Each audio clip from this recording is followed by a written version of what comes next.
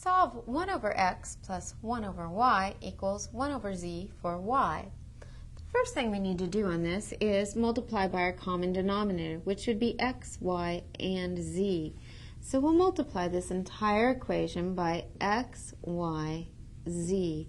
Distributing across, that gives you x, y, z times 1 over x plus x, y, z times 1 over y equals x, y, z times 1 over z. Now if we go back and cancel, since this is over 1, notice the x's cancel, and you have yz times 1, which is yz.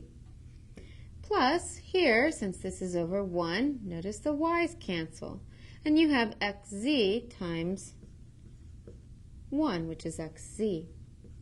And here, since this is over 1, notice that the z's cancel, and you're left with xy times 1, or xy. Now, we are solving for our y, so we need to make it so our y's are on the same side. So we're going to subtract the yz from both sides so that the y's are both on this side. So subtracting yz here makes this disappear, and we're left with an xz. And over here you'll have an xy minus yz, because we subtracted it here and we subtracted it there. Now notice over here that we can factor a y out. When you factor y out, you're left with x minus z.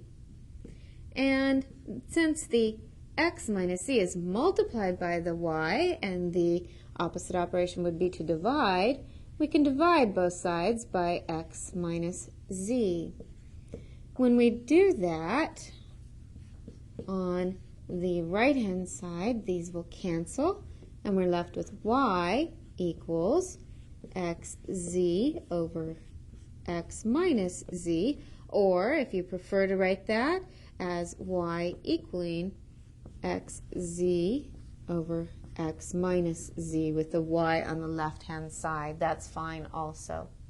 So your solution is y equals xz divided by x minus z.